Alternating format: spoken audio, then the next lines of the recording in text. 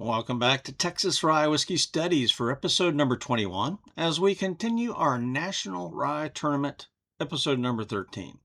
Coming to you from Fort Worth, Texas on the 4th of June 2026, where it is currently 83 degrees. I'm studying a broad selection of rye whiskeys, and when I finish 2 reviews, I do a one-on-one match, with the goal being to see if I can choose a favorite rye. We are currently in the 80 to 89 proof bracket.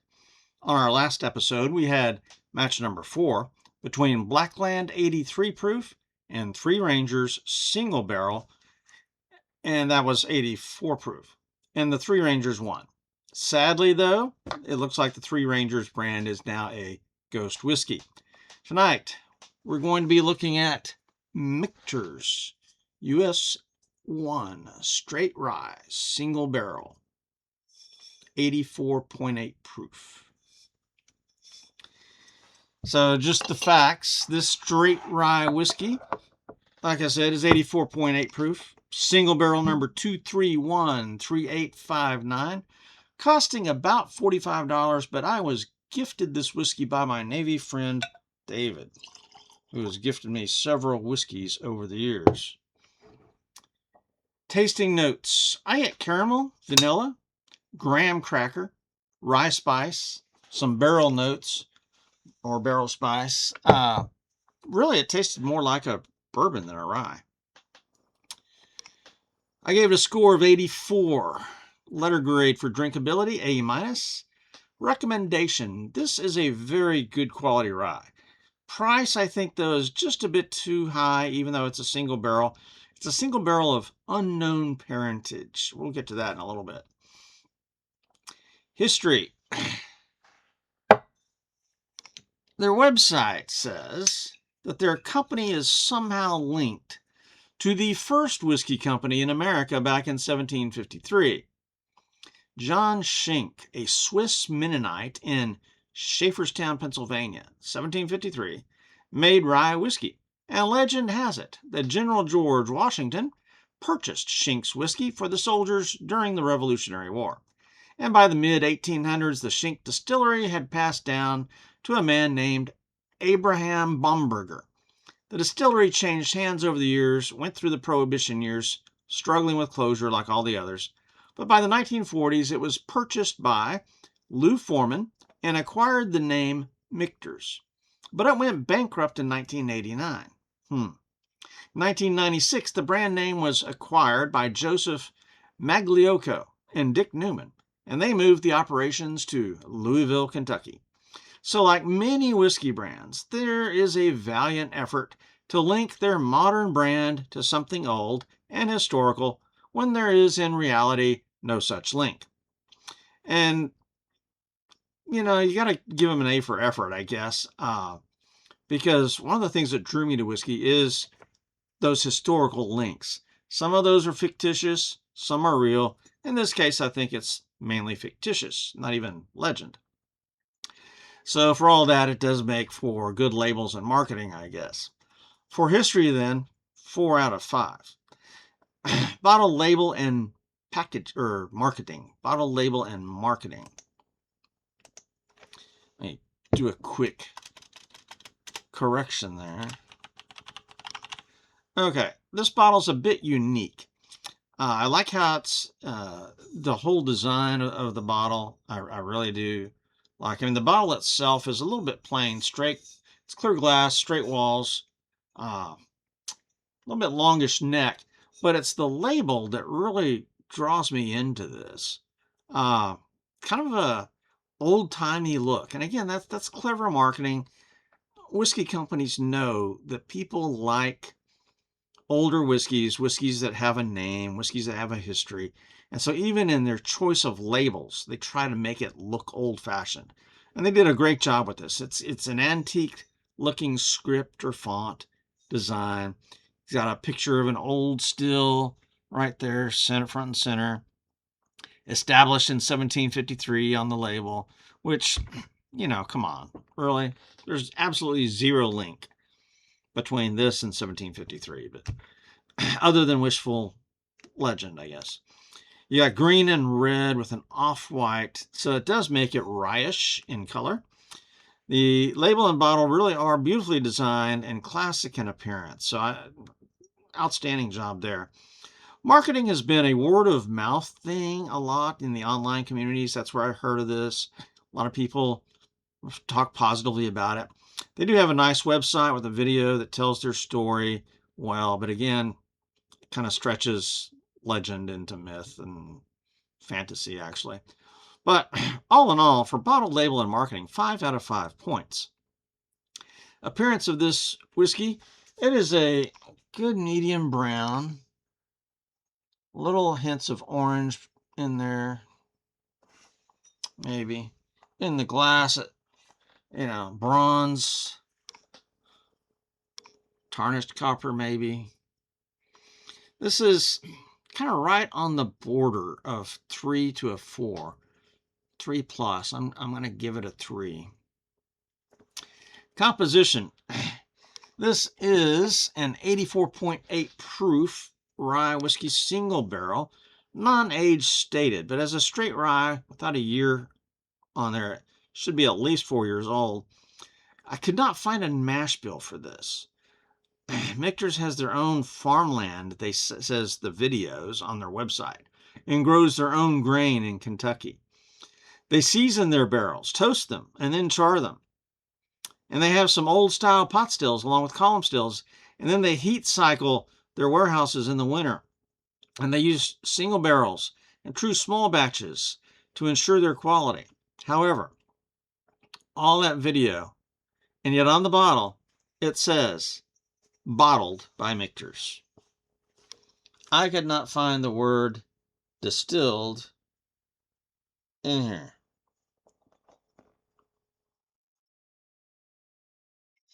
Well, it says distilled in small batches according to the Michter's pre-Revolutionary War quality standards dating back to 1753. Okay, that doesn't say distilled by Michter's, does it? And that's what I'm saying, is that they're using clever language there, but it doesn't actually say distilled by Michter's. You go around to the back, and it says bottled by Michter's. Bottled by Michter's Distillery. And so there's hints that we distilled it, but that's not what it says. And in researching this, Michter's has relied a lot over the years, the early years, that they are distilling some of their own stuff now. I've found that. But apparently when they started, and I've had this just for a couple of years, so this ought to be their stuff, but I don't think it is. So, but they're apparently famous for choosing high quality barrels from somebody else. Now, it does not give me a state of distillation, and so that means it is distilled in Kentucky by somebody, somewhere. Okay, but I don't think it's Michter's. So that irritates me anytime that happens. It's standard business practice, I get it, but there's a level of deception there that is common in the industry, and it's like, I want a little bit more clarity than that. Thank you very much. So for composition, only 11 out of 15. Now let's get to the nose. Kind of a generous pour there.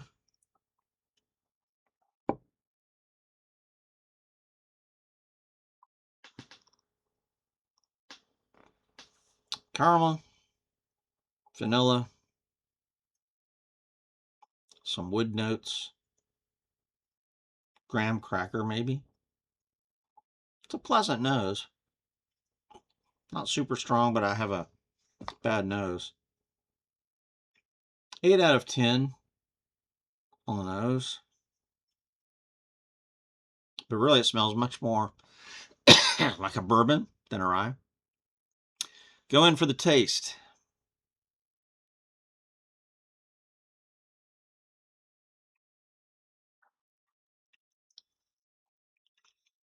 And it drinks like a bourbon.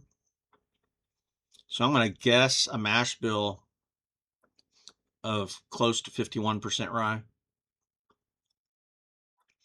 I actually get very little rye spice. It's kind of there towards the back end, the finish maybe.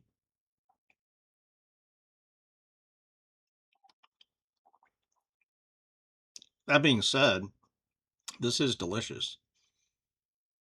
Again, to the nose, you get caramel, vanilla, graham cracker, just a little bit of the rye spice. I'm not picking up much rye spice. Barrel notes, definitely the wood. So I'm saying this is a barely legal rye, probably.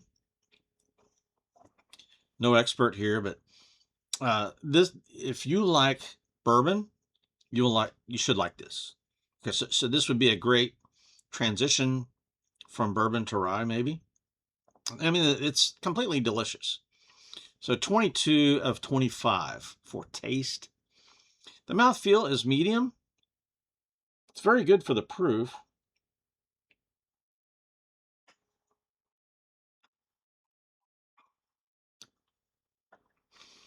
The burn is thankfully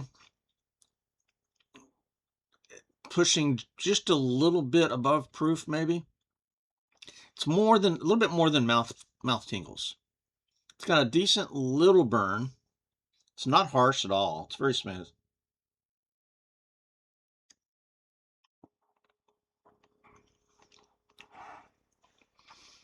If you drink it quickly, it does give you a little bit of a burn in the back of the throat. Heads up into the sinuses a little bit, which is what I like. Okay, it lets you know that it's there. So I think the word smooth is overused, but also I think I prefer things that are not quite as smooth as a lot of people prefer. I want to notice that it's a whiskey. I want to feel that burn a little bit. And so this is very well balanced. The mouthfeel burn finish, the finish. The wood lingers.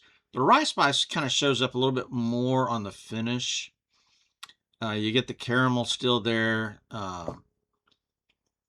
So maybe that graham cracker note is still there as well. So really, it's a decent finish. 13 out of 15 for mouthfeel, burn, and finish. Let's talk about versatility.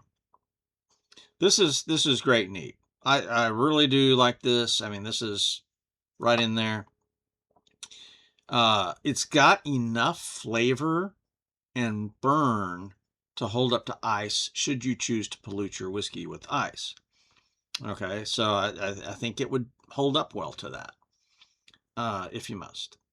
But will it make a good cocktail? I made a cocktail. I made an old fashioned with this yesterday, I think it was, and I make pretty good old fashions. And yesterday, my hand jiggled just a little bit, and I put too much maple syrup in here, and it was overly sweet.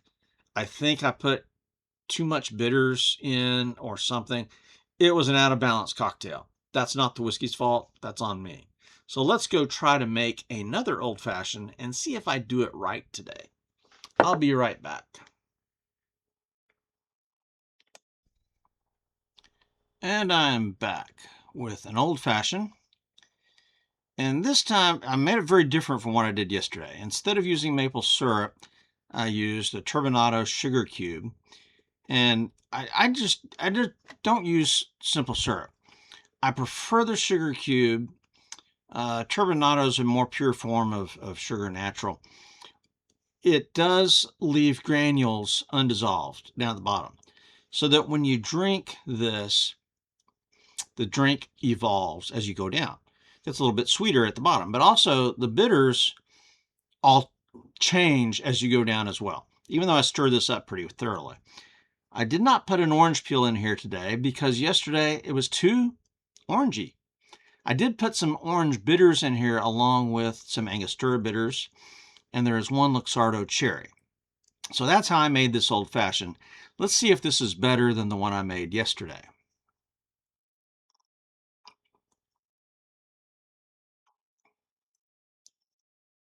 Much better.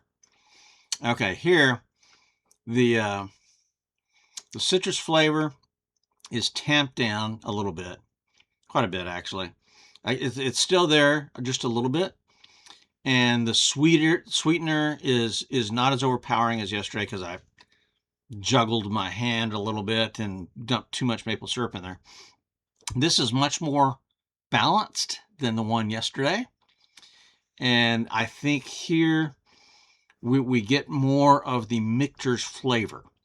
Yesterday, the Michter's flavor kind of disappeared. A well-balanced old-fashioned, you're going to taste all the elements in there together, but they complement one another. They blend together well, but you can still identify them.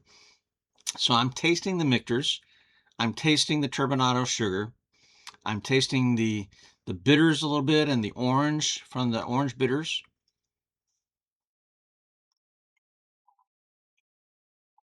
So versatility, flexibility, 5 out of 5 for the Michter's Rye. Price, value, and availability. As I stated earlier, this bottle was gifted to me by my friend David. But here locally in Fort Worth, Total Wine has it for $42.99. Specs, $45.13. Goody Goody, $49.99. So it's great availability. And for a single barrel of this quality, that $45, I think, is $5 too high. Or the Goody Goody price is $9.99 too high. I think this is about $40 worth. And what does that to me? Again, this is a great pour. I really like this. Where's it from? It's sourced. And yet there's enough deceptive advertising on here to make you think they made it. And so that leaves a taste in my mouth. It's like, ugh. So for price, value, and availability, 9 out of 10. I wish this was just a little bit less pricey. Bonus, not knowing where it's distilled, that's the source of my problems here. So 4 out of 5 for bonus. But otherwise, I really like this. This is delicious. So a total score 84, drinkability A-. Analysis and recommendation. This is a very good quality single barrel rye. I think the price is just a little bit too high, but I would probably buy this again. I could, even at that price. I think their effort to link their name back to 1753 is a stretch, even for a whiskey company. Come on. Especially considering this rye is likely sourced. So, still, I wouldn't hesitate to recommend this. I mean, it's really, everything boils down to, do you like the whiskey or not? I do. I think this is a very good quality rye, and so I can highly recommend it. All right, what's next on the channel? Corsair Dark Rye. That's coming up next. This is coming from Tennessee. So, proudly crafted in Nashville. Maybe. It says pot distilled. We'll see. All right. But this one I've not opened yet. This is still in the wrapper. I've read a lot about this one, and the dark rye concept is right down my alley. So I'm looking forward to trying this one next time. All right. This is Stab the Dragon Productions and Texas Rye Whiskey Studies out here.